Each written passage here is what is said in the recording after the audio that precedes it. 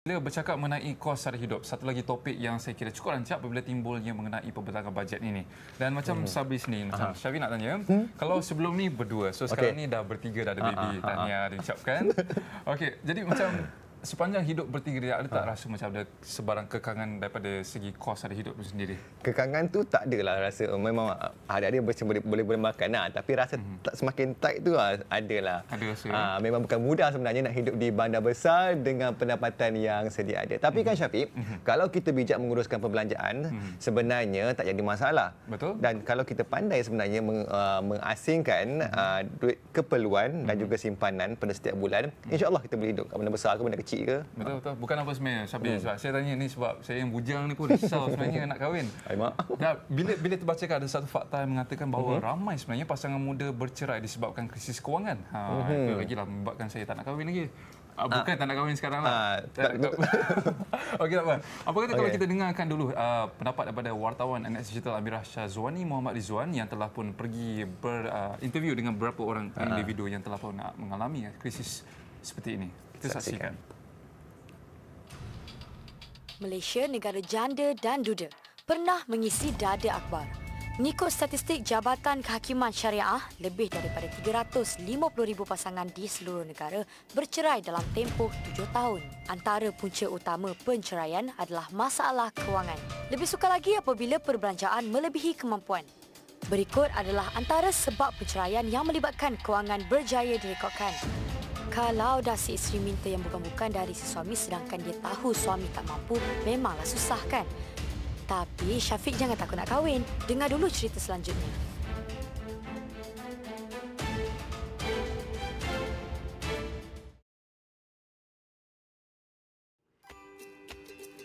NX Now sempat menyingkap rutin keluarga Mujahid Hashim Fahami dan Nazhatul Syakira Abdul Manap di Puchong, Selangor.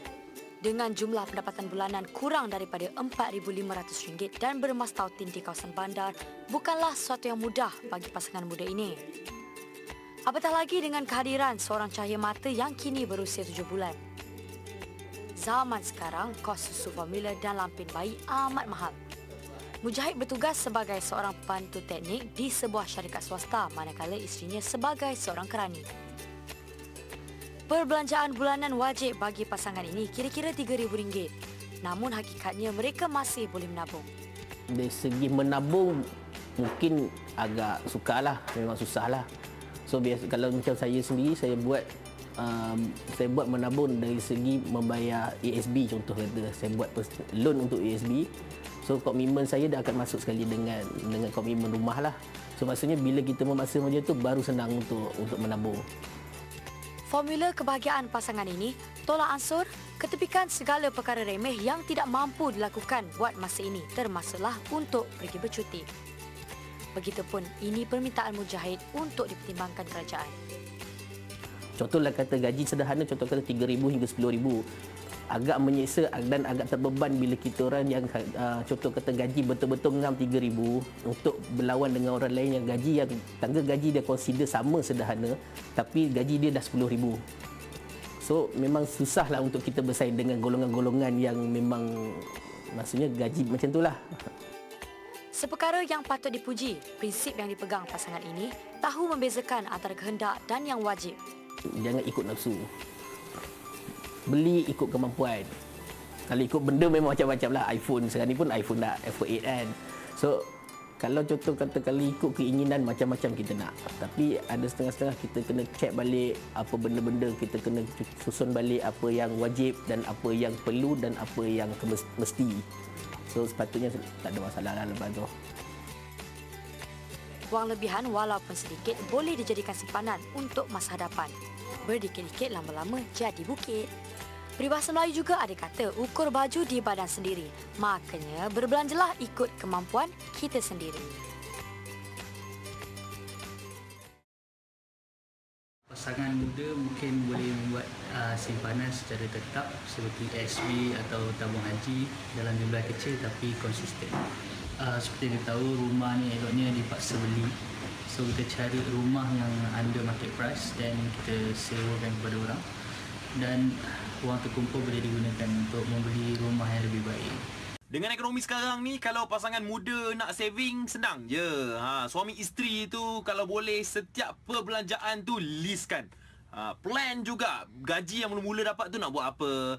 Asingkan untuk ni, portion tu semua kan. Barulah kita boleh rancang kewangan dan kita boleh dapat yang terbaik. Dan diharapkan untuk belanjawan 2018 ni dapatlah kita seimbangkan pendapatan kita dan juga kita punya pembelanjaan. Jadi kita harapkan agar ekonomi Malaysia terus stabil dan kita dapat yang terbaik untuk belanjawan 2018 ni. Sekarang ni kita dapati kos sara hidup dia sangat membebankan. Tapi jika diurus dengan baik, semuanya boleh menjadi baik-baik saja. Okey, yang penting kita boleh membezakan yang mana itu keperluan dan kehendak, dan harapan lebih banyak bantuan dari pihak kerajaan untuk membantu golongan yang berkelayakan. Menyimpan ni dia kena paksa, dia tak boleh simpan apa kata sisa-sisa perbelanjaan tu. Dia kena dapat gaji tu terus simpan. Lepas tu kita kena paksaan untuk membuat potongan gaji. Itu wajib. Saya suka satu komen tu. Membezakan antara keperluan dan kehendak. Kan dalam kos sara hidup. Okey, Syafiq, apa yang anda boleh taksirkan atau takrifkan mengenai peningkatan kos sara hidup?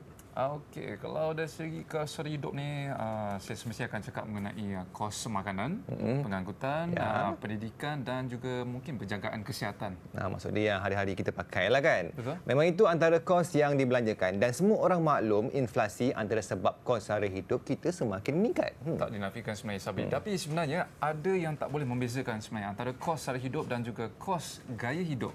Betul tu. Kos gaya hidup tu lain macam gaya hidup yang kita suka beli barangan branded dan jenama itu dinamakan kos gaya hidup. Contohnya kan kalau gaji kita 4,000 tapi nak pakai iPhone 8. Fikir-fikirkanlah. Ada yang terasa.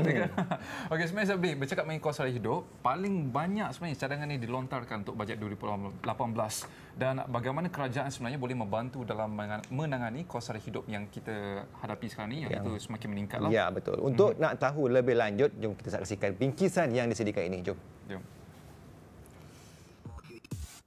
Telefon pintar, tudung selebriti, langganan Wi-Fi, itu antara barangan yang tergolong dalam kos gaya hidup. Namun disebabkan ia membabitkan perbelanjaan, ada yang silap menggolongkannya sebagai kos sara hidup. Hakikatnya, kos sebenar kehidupan adalah lebih daripada kos sara hidup. Selain barangan keperluan, banyak perbelanjaan lain yang perlu ditanggung. Jika tidak pandai menguruskan kewangan, banyak mana duit pun akan habis. Ramai netizen melontar pelbagai cadangan untuk menangani kos sara hidup. Antaranya cadangan oleh Lim Seng Hock untuk meningkatkan jumlah bayaran bantuan rakyat Satu Malaysia (BRIM).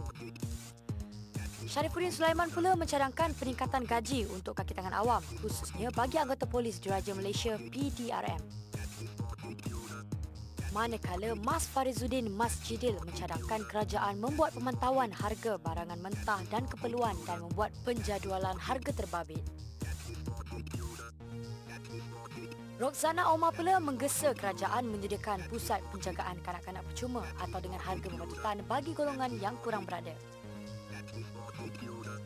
Cadangan Syed Muhammad Syazali pula mahu nelayan bebas dari dibelenggu orang tengah agar ikan dapat dijual dengan harga yang lebih murah.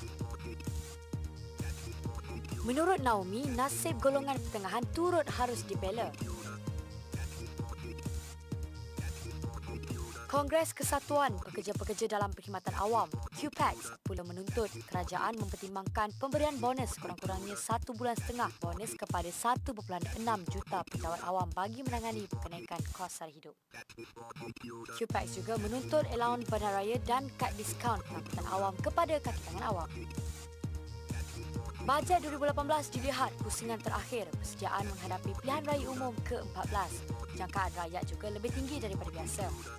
Sudah pastinya orang ramai menantikan apa yang dipanggil goodies dalam bentuk insentif, pemotongan cukai, bonus untuk penjual awam dan pesara, peningkatan pembayaran BRIM, peningkatan dalam kuantum allowance nelayan dan subsidi input lebih tinggi untuk golongan petani.